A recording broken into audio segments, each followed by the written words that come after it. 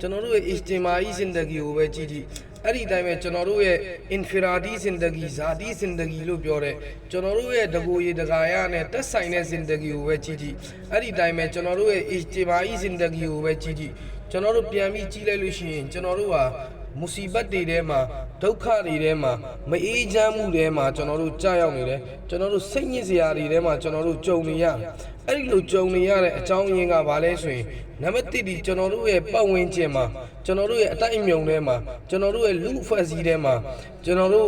အရှက်မဲ့တဲ့ကိစ္စတွေကအင်မတန်မှများပြားသွားပြီအရှက်မဲ့တဲ့ကိစ္စတွေကအင်မတန်မှပြောများသွားပြီအဲ့ဒီလိုအရှက်မဲ့တဲ့ကိစ္စတွေကိုလွန်လွန်ကျူးကျူးပြုလုပ်လာတဲ့အတွက်ကြောင့်အဲ့ဒီလိုအရှက်မဲ့တဲ့ကိစ္စတွေကိုကျွန်တော်တို့ကပေါ်ပေါ်ထင်ထင်လုပ်လာအဲ့ဒီလိုအရှက်မဲ့တဲ့ကိစ္စတွေကိုကျွန်တော်တို့က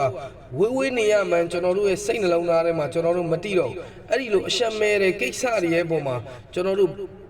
နစ်နစ်ချက်ချက်ကြီးကျူးလွန်နေတဲ့အတွက်ကြောင့်ကျွန်တော်တို့ရဲ့ zindagi zati zindagi မှာရောကျွန်တော်တို့ရဲ့ ijtimai zindagi မှာရောကျွန်တော်တို့အေးချမ်းမှုကျွန်တော်တို့စီမှာပြတ်တုံသွားတယ်အဲ့တော့ကျွန်တော်တို့ရဲ့ zindagi မှာအေးချမ်းမှုစိတ်အေးချမ်းမှုတာယာမှုကိုကျွန်တော်တို့ပြန်ရဖို့ကျွန်တော်တို့ကြိုးစားမယ်ဆိုလို့ရှိရင်နံပါတ်1ဒီကျွန်တော်တို့ရဲ့ zindagi ကနေအရှက်မဲ့တဲ့လောက်ရက်တွေအရှက်တိတ်ခါမဲ့တဲ့လောက်ရက်တွေဆက်စုပ်ဖွဲ့ကောင်းတဲ့လောက်ရက်တွေမကောင်းတဲ့ကိစ္စတွေကိုကျွန်တော်တို့ဆွန့်လွတ်ပြီးတော့ကျွန်တော်တို့ရဲ့ zindagiအဲ့ဒီကောင်တွေကိုဝေးဝေးဖယ်ရှားမှပဲအဲ့ဒီအရာတွေကိုကျွန်တော်တို့ဝေးဝေးဖယ်ထုတ်မှပဲကျွန်တော်တို့ zindagi မှာအေးချမ်းမှုဆိုတာပြန်ရလာမယ်ကျွန်တော်တို့ zindagi မှာတာယာမှုဆိုတာပြန်ရလာမယ်ကျွန်တော်တို့ရဲ့ zindagi မှာ barakat တွေပြန်ရလာမယ်အဲ့ဒီလိုမဟုတ်ဘူးဆိုလို့ရှိရင်တော့ကျွန်တော်တို့ zindagi မှာ barakat တွေပြန်ရောက်လာဖို့ကျွန်တော်တို့ရဲ့ zindagi မှာအေးချမ်းမှုတွေပြန်ဖြစ်ပေါ်လာဖို့ဆိုတာဒါလုံးဝဖြစ်နိုင်တဲ့ကိစ္စမဟုတ်လေးစားတဲ့တာနာမိတ်ဆွေများခင်ဗျအဲ့ဒီအတိုင်းပဲနံပါတ်1ကိစ္စကတော့ကျွန်တော်တို့ဟာအလောရှင်မြတ်သခင်ရဲ့အာကာမတွေအလ္လာဟ်ချမှတ်ထားတဲ့အမိန့်တွေရဲ့ပုံမှာကျွန်တော်တို့ပြည့်ပြည့်ဝဝအမှန်လောက်အောင်ကျွန်တော်တို့ဟာအစ္စလာမ်ရဲ့စီးပေါင်ထဲမှာနေပြီးတော့အစ္စလာမ်အမိန့်တွေကိုကျွန်တော်တို့ပြည့်ပြည့်ဝဝလိုက်နာမယ်ဆိုလို့ရှိရင်ကျွန်တော်တို့တကူရေတကာရ zindagi မှာကျွန်တော်တို့ကိုယ့်ရဲ့ဘဝတတ်တမ်းမှာလဲအမှန်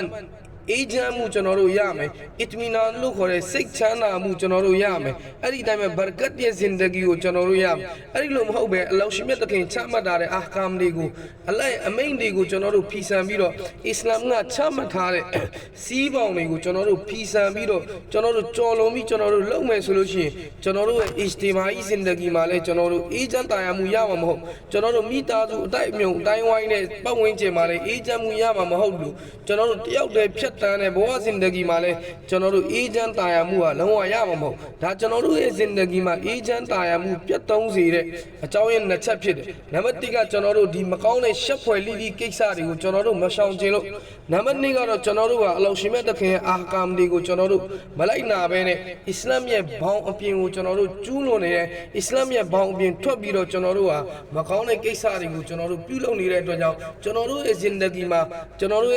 မှာအေးချမ်းမှုတွေကျွန်တော်တို့မရဘူးတာသမီနဲ့မိဘရဲ့ကြားမှာချစ်ခင်မှုတွေမရဘူးအဲ့ဒီတိုင်းပဲဇနီးနဲ့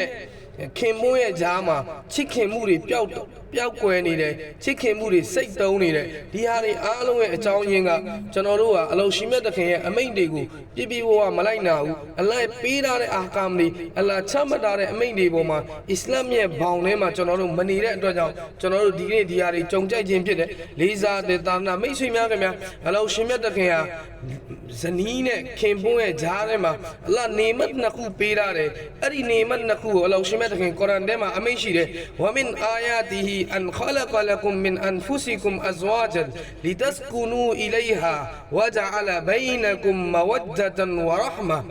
ခင်ပွန်းနဲ့ဇနီးရဲ့ကြားထဲမှာအလောရှင်မြတ်သခင်ဟာမဝဒ္ဒတန်ချစ်ခင်မှုဆိုတဲ့အရာကိုအလ္လာဟ်ကထည့်ထားပြီးတယ်ခင်ပွန်းနဲ့ဇနီးရဲ့ကြားထဲမှာမဝဒ္ဒါဆိုတဲ့မုဟဘတ်ဆိုတဲ့ချစ်ခင်မှုကိုအလ္လာဟ်ကထည့်ထားပြီးတယ်တယောက်နဲ့တယောက်ချစ်ခင်မှုရှိရမယ်တယောက်နဲ့တယောက်ကျင်နာမှုရှိရမယ်တယောက်နဲ့တယောက်ယူရမှုရှိရမယ်ဒါအလ္လာဟ်ထည့်ပေးထားတဲ့အရာဖြစ်တယ်ဒါအလ္လာဟ်ပေးထားတဲ့နေမတ်ဖြစ်တယ်လေးစားတဲ့ဒါနာမိတ်ဆွေများခင်ဗျာရှေ့ဆက်ပြီးအလ္လာဟ်အမိန့်ရှိတယ်ဝါရဟ်မာအလောရှင်မြတ်သခင်ဟာရာဟ်မတ်လည်းထည့်ပေးထားတယ်တယောက်နဲ့တယောက်ဂယုဏတက်ခြင်းတယောက်နဲ့တယောက်ကျင်နာခြင်းတယောက်နဲ့တယောက်ဂယုဏရှိခြင်းတယောက်ပေါ်မှာတယောက်တနာကျင်နာခြင်းဒါကိုလည်းအလောရှင်မြတ်သခင်ဟာခင်ပွန်းနဲ့ဇနီးရဲ့ကြားထဲမှာအလ္လာဟ်ဒီနေမတ်ကိုချီးမြှင့်တာအဲ့ဒီနေမတ်နှစ်ခုကိုရပြီဆိုလို့ရှိရင်ဒီဒတ်ကူနူအီလိုက်ဟာသူတို့အေးချမ်းတာယာမှုရမယ်တယောက်နဲ့တယောက်ကြားမှာချစ်ခင်မှုရှိတယ်တယောက်ကတယောက်ကိုအပြန်အလှန်ကျင်နာတယ်ဆိုလို့ရှိရင်ဒီဇနီးမောင်နှံရဲ့ကြားထဲမှာ အေးချမ်းမှုကိုအလောရှိမြတ်တခင်ထည့်သွင်းပေးမယ်ဒါကအလ္လာဟ်ကဇနီးမောင်နှံနေမှာအလ္လာဟ်ချီးမြှင့်ထားတဲ့နေမတ်နှစ်ခုရှိတယ်ဒီကနေ့